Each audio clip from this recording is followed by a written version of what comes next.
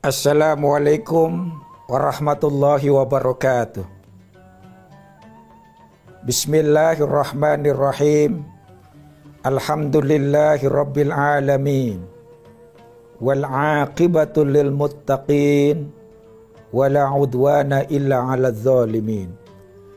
Wassalatu wassalamu ala sayyidil mursalin wa imamil muttaqin wa hujjatillahi 'alan nasi ajma'in. Amma ba'du. Para pemirsa TV One yang dimuliakan oleh Allah Subhanahu wa taala, hari ini kita berjumpa lagi dalam Assalamualaikum Nusantara yang mudah-mudahan di pagi hari ini membawa keberkahan kita semuanya. Saudara yang dimuliakan oleh Allah Subhanahu wa taala, Rasulullah Sallallahu alaihi wasallam telah mengingatkan kita akan banyak hal.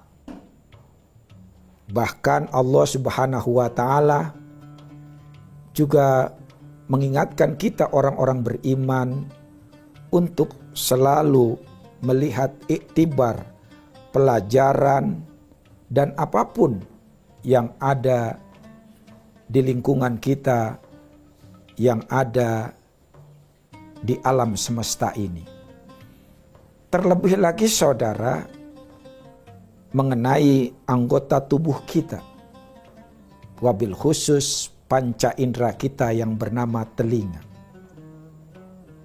Telinga ini memiliki kekuatan, rahasia, dan keutamaan yang luar biasa. Dan ini jarang diperhatikan oleh kita semuanya. Cobalah saudara yang dimuliakan oleh Allah Subhanahu wa taala, orang untuk belajar berbicara, belajar berjalan hanya butuh waktu 2 tahun. Dia sudah bisa berjalan, sudah bisa berbicara.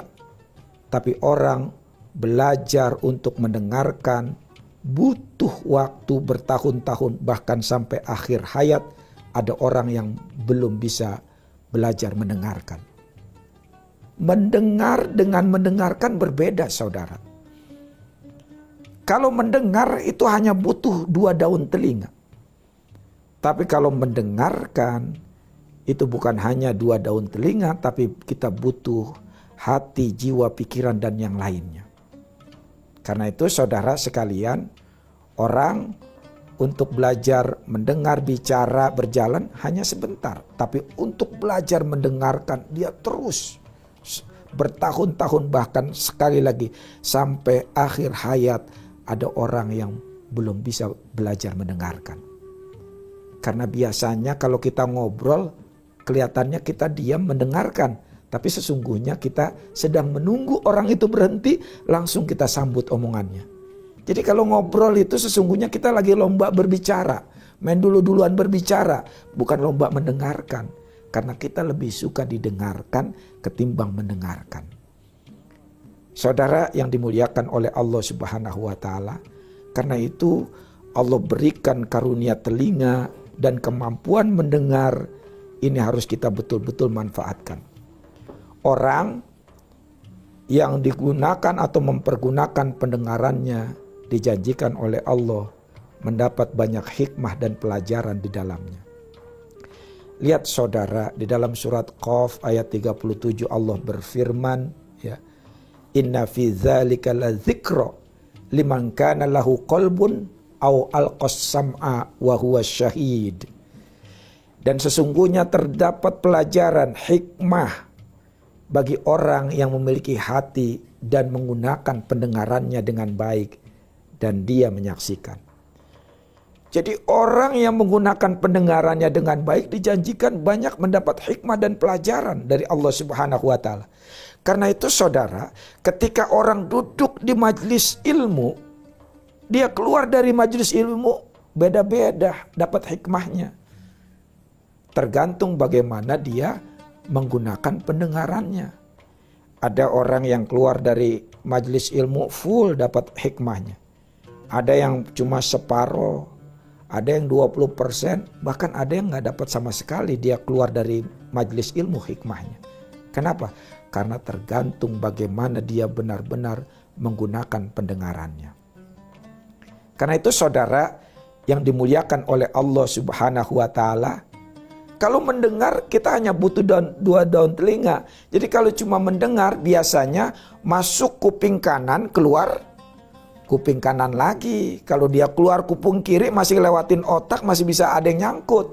Ini kalau cuma mendengar masuk kuping kanan, keluar kuping kanan lagi, mental. Ya.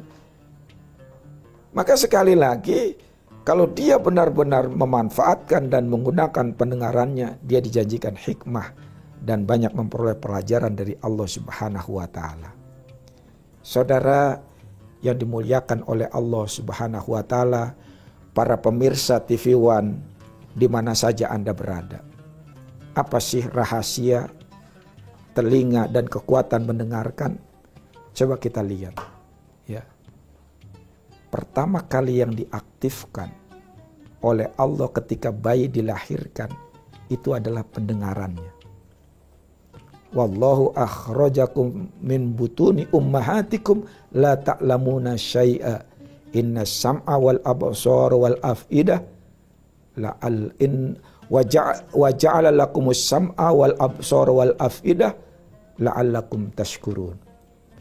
Sesungguhnya Allah mengeluarkan kalian dari perut-perut ibu kalian, la ta'lamuna syai'a, ketika itu kalian tidak mengerti apa-apa. Wa ja'ala lakumus sam'a wal absara wal af'idah, sampai Allah menjadikan kalian pendengaran, penglihatan dan hati, la'allakum tashkurun, semoga kalian bisa bersyukur. Jadi yang pertama kali diaktifkan oleh Allah pendengarannya sebelum panca indera yang lainnya.